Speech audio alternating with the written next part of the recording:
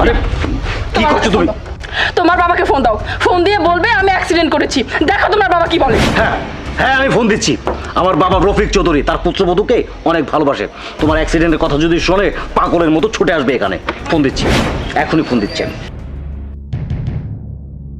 Loud speaker দাও, speaker দাও। তোমাকে নিয়ে শুটিংটা করে বাসা যাবে। ফোন আসছে। কে ফোন দিয়েছে? তোমার ভাইয়া। ও আচ্ছা। হ্যালো। হ্যালো বাবা, বিশাল বড় একটা দুর্ঘটনা ঘটেছে বাবা। আমি গাড়ি অ্যাক্সিডেন্ট করেছি। তোমার বৌমার গুরুতর অবস্থা। আমি হসপিটাল নিয়ে যাচ্ছি। তুমি জলদি করে 5 লক্ষ টাকা নিয়ে সদর হসপিটাল আসো। ও বাঁচবে কিনা মরবে তা আমি জানি না বাবা, তাড়াতাড়ি আসো।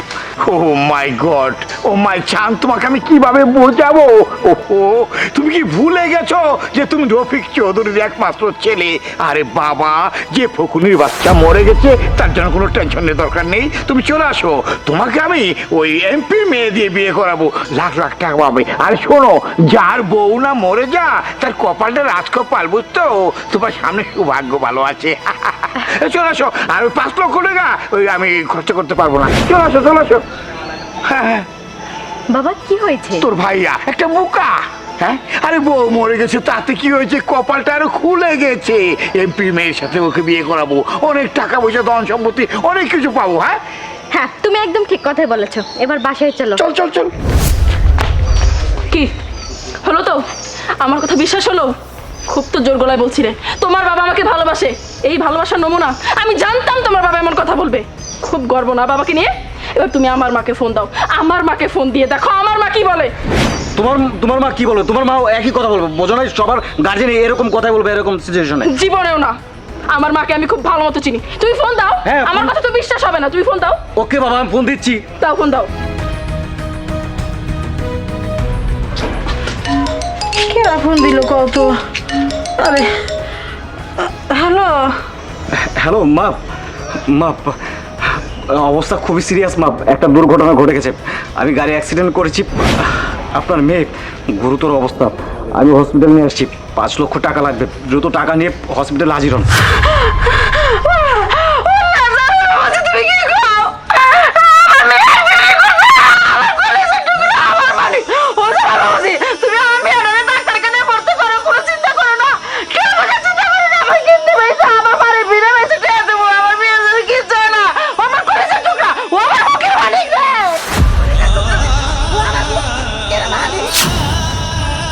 কই, কোথায় আসতেছে? তোমার মা নাকি আসে? কখনো আসবে না। ওই তোমার মা। দেখেছো আমার মায়ের কি অবস্থা? মা,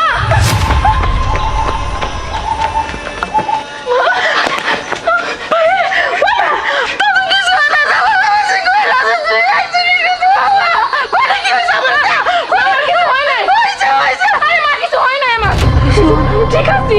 হ্যাঁ মা, ওর কিছু হয়নি। আমি আপনাকে ফোন দিয়ে মিথ্যা বলেছিলাম। তুমি কি আর মিথ্যা কথা কইলা? আরে একটু হইলে তো আমার বিয়ে লেগে আমি মরে গেলাম না। আমার মেয়ে তোমার সাথে বিয়ে বসে আমার কোনো পরিচয় দেয় না। তাতে কি হয়েছে? আমার মেয়ের সুখ আমার সুখ। আমার মেয়ের কিছু হলে আমি বাঁচবো না। ও মা তো সত্যি করে কখনো ব্যথা পাইছা? মামা, তুমি এবার চুপ করো, আর কান্নাকাটি কইরো না।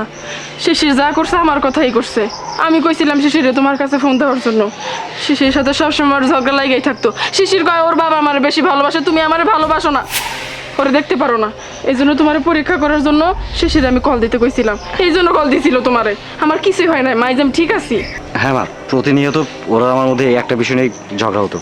ও বলতো ওর মা ভালো, আমি বলতাম আমার বাবা ভালো। তাই আজকে আপনার সাথে এই নাটকটা করেছি।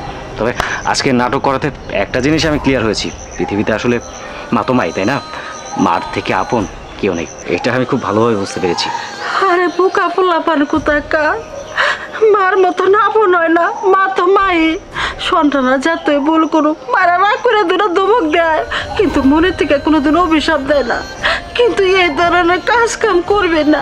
তুই ভালো একটা ছেলে পাইছিস, সুন্দরভাবে সংসার কর। আমি এটাই চাই মা, তোর সুখ তো আমার সুখ। মা, একটা কথা বলবো, রাখবেন? আমার তো মা নেই। ছোটোবেলায় মা মারা গেছে। মার আদর ভালোবাসা আমি পাইনি। আপনি যদি কিছু মনে না করেন, এখন থেকে আপনি আমাদের সাথে থাকবেন। এতে করে আমি আমার মায়ের আদরটাও পাবো, মার হাতে খাবার খেতে পারবো, মার ভালোবাসা পাবো।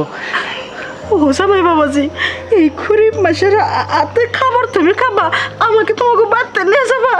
ও আল্লাহ, আমি কোন কালানে এটা ভালো কাম করছিলাম যে তুমি এত লোককে একটা মেয়ে যাবে, তুমি আমার কপালে মিলাইছো। আমি যাবো মা।